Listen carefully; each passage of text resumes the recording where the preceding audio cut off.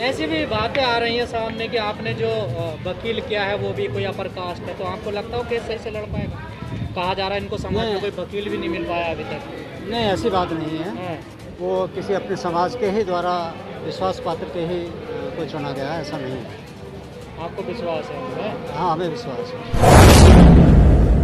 हमारे निवेदन पे, हमारे उस पर अर्जी पे विचार किया जाए और इस पे जो रियायत के तहत जो भी मुनासिब बनता है वो आप निर्णय लें। नहीं है तो हम कानून का सहारा लेने के लिए हम स्वतंत्र हैं। लेकिन आप लोग देखिए कि आप 10 दिन से आप लोग आ रहे हो या किसी भी तरीके का कोई भी, और हमने ये बोल भी दिया है कि ये कानून का मामला सरकार का है और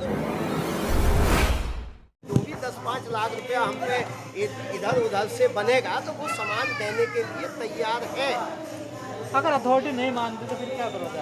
नहीं है तो कानूनी कार्रवाई है, उसके लिए कोर्ट है, अदालतें हैं। और क्योंकि हम तो संविधान को मानने वाले लोग हैं और हम पूज्य बाबा साहब के अनुयायी हैं और हम संविधान में विश्वास करते हैं और कानून की जो लड़ाई है वो हम लड़ रहे हैं और वो जहाँ तक भी जाएगी। लेकिन मैं तो नोएडा अथॉरिटी से या जो भी सरकार के जो हमारे साथी हैं, मेरा उनसे निवेदन है और वो सहयोग कर रहे हैं। ऐसा कुछ नहीं है कि वार्ता हो रही है। तो लोग सोशल मीडिया पर लिख रहे हैं कि ये जानबूझकर निशाना बनाया जा रहा है। इन संस्थाओं को पहले रविदास मंदिर को बनाया गया दिल्ली में, अब ये नोएडा में बनाया जा रहा है। तो क्या इसमें आपको कोई सच्चाई नजर आ रही है जो लोग कह रहे हैं? सच्चाई इसलिए नजर आ रही है कि जो 10 लाख रुपए का उन्होंने 15 साल तक इस संस्था को अवगत नहीं कराया, उसके बाद जब वो फाइल निकाली या जो यहाँ नोटिस दिया तो वो इंटरेस्ट पे इंटरेस्ट, कंपाउंड इंटरेस्ट और पेनल्टी लगा करके 10 लाख रुपए की जो राशि है वो 3.25 करोड़ में बदल दी। तो इससे थोड़ा सा ये संदेह तो होता है कि सरकार को जो एक धार्मिक संस्था के प्रति न्याय करना चाहिए था वो हमें न्याय नहीं लगता है कि उन्होंने न्याय नहीं किया है। तो क्या रविदास मंदिर जैसा हाल ही होगा? ऐसा कुछ नहीं होगा। आज आप देख रहे हो कि हजारों की तादाद में डेली बुद्ध विहार कोई एक किसी व्यक्ति की ये बपौती नहीं है, ये भगवान बुद्ध और परम पूज्य बाबा साहब के अनुयायियों का धर्म स्थल है। यहाँ हमारा पूजनीय भिक्षु संघ, यहाँ विभिन्न धार्मिक, सामाजिक, राजनीतिक और तमाम संगठन के लोग आ रहे हैं।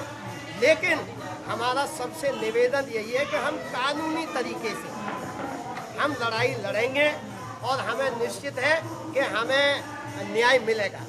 रकम तो दे नहीं पाओगे तो कोर्ट का रास्ता अपना। रकम देने की जो बात कर रहे हैं, रकम हम दे चुके हैं। ये जो नहीं जो अथॉरिटी मांग रही है। 2001 में जब ये अलॉट हुआ था तो 14.5 लाख का ये अलॉट हुआ था और उस समय 4.5 लाख रुपये उनको जमा करा दिए थे और जो 10 लाख समथिंग कुछ पैसा था वो इंस्टॉलमेंट में जाना था। उसके बाद हमने फिर इनसे जो यहाँ की समिति थी उन्होंने उनसे रिक्वेस्ट की कि एक मुश्त जो भी आपका जो बनता है 2017 उनको एक लेटर दिया। लेटर देने के बाद हमने कहा कि भाई एक मुश्त हमें राशि बता दीजिए, उस राशि को हम जमा करा देते। लेकिन 2010 से 2022 तक अथॉरिटी की आंखें नहीं खुली और जिम्मेदार अगर समिति को जिम्मेदार अथॉरिटी ठहराती है उससे ज़्यादा जिम्मेदार अथॉरिटी है। उस बिहार की जो समिति है, अथॉरिटी कहती है कि वो गलत है, तो हम कहते हैं कि उससे ज़्यादा अथॉरिटी गलत है कि अथॉरिटी ने तो वो चुप क्यों रही 2001 से लेके 2010 तक क्यों चुप रही और 2010 से 2022 तक क्यों चुप रही? तो जमीन हथियाना चाहती है अथॉरिटी।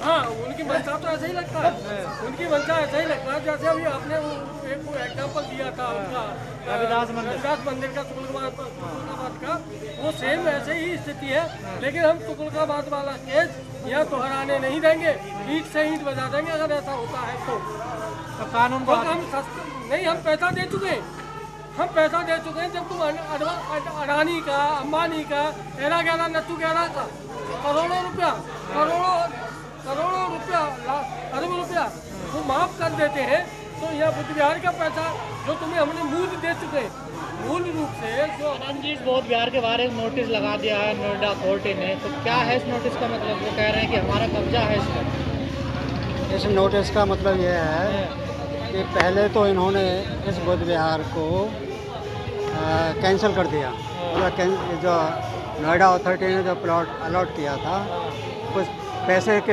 एवज में, वो पैसा थोड़ा बहुत उनको नहीं पहुंचा, पूरा पैसा नहीं पहुंचा, तो उन्होंने इस प्लॉट को कैंसिल कर दिया। कैंसिल कब किया उन्होंने ये? कैंसिल कर दिया है ये, इसमें नोटिस आने से करीब 10 दिन पहले ही। 10 दिन पहले। हाँ, उसके बाद इन्होंने जो है इसको वापस कब्जा लेने के लिए चस्पा कर दिया है नोटिस कि आप इसे खाली करो और हमें सरेंडर कर दो इसको। तो आपको पहले अवगत नहीं कराया था इन्होंने?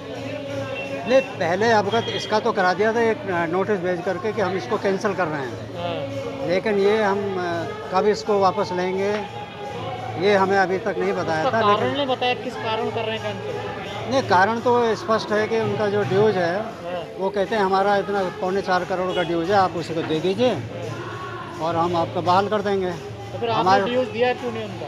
भाई ड्यूज, पहली बात तो हमारा समाज इतना समृद्ध नहीं है कि वो ड्यूज देने के लायक हो।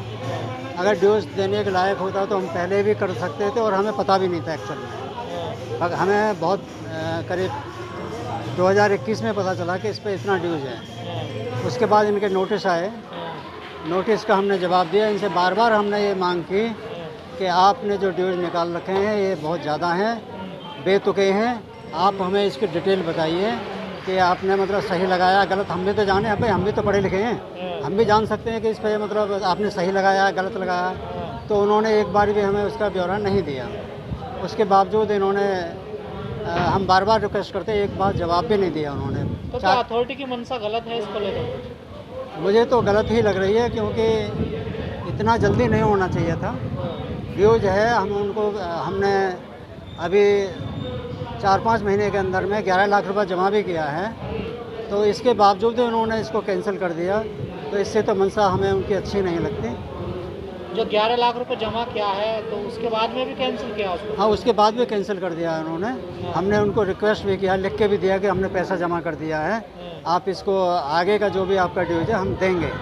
लेकिन उन्होंने इस बात को अनसुनी करके वो लेटर भेज दिया कैंसिलेशन का, और उसके 10 दिन के बाद ही वो इसका कब्जा लेने का भी नोटिस चस्पा कर दिया है। और यहाँ आके पुलिस भी आ गई थी और यहाँ प्रशासन भी आ गया था। वो अपने सारे डिपार्टमेंट को ले आए थे, भाई बिजली वालों को भी, पानी वालों को भी, और अपना IGL का कनेक्शन लगा उसको भी, सभी को काटने के लिए आ गए वो। लेकिन हमने उनको भाई ये कहा कि आप ऐसे तो नहीं काट सकते, क्योंकि कुछ टाइम दिया जाता है। भाई हमारी इतनी बड़ी संपत्ति है यहाँ, इतने सारा हमारे इसके बहुत सारे हमारे पास जो एसेट्स हैं, बौद्ध विहार के जो एसेट्स हैं उनको भी हमें हटाना पड़ेगा, या फिर आप भी करोगे तो इसकी काउंटिंग तो करोगे कि हमारे पास क्या क्या सामान है, कितने लाखों का सामान है, करोड़ों का सामान है, इसमें कम से कम आपको ये तो लिख के देना पड़ेगा, आप ऐसे कब्जे में ले लोगे। तब उन्होंने कह रहे आप आगे बात कर लो। हमने DCO को बात किया, सॉरी OSD को बात किया, OSD को किसी के थ्रू मैसेज भिजवाए, तब उन्होंने जाकर कहा कि अच्छा हम अभी नहीं करते हैं, आप कुछ दिन का टाइम देते हैं, 2-3 दिन का। तो मंडे से फिर इनका CEO मैडम से नहीं मिले आप लोग? CEO को मिले थे, CEO को लेटर के साथ मिले थे। उनको रिक्वेस्ट भी किया था कि हमारे पास जो बुद्ध विहार का जो ड्यूज है, हम आपसे बार बार प्रार्थना, हाथ जोड़ कर प्रार्थना करते हैं कि आप इसको आप विचार करिए, और विचार करने के बाद में हमारा जो आपने चक्रवृद्धि ब्याज जो लगा रखा है इसको कम कर दीजिए, हम बाकी पैसा हम देने को तैयार हैं। लेकिन आपने लीगल किसी से सलाह ली इसमें, या कोई कोर्ट में गए आप लोग? नहीं, लीगल तो सलाह नहीं ली हमने, लेकिन जहाँ तक है वो यही है कि इसको बुद्ध विहार को बचाने के लिए। किस बात का इंतजार है अभी तक आपने लीगल? नहीं, इसके लिए 2021 में आपको पता चल गया, फिर भी आपने लीगल सलाह नहीं ली हुई? 2021 का जो नवंबर का टाइम था, 2022 में हमने 11 लाख रुपए जमा किए हैं, बाकी भी कर रहे थे। तो ये हमारे समाज के पास पैसा कहाँ होता है?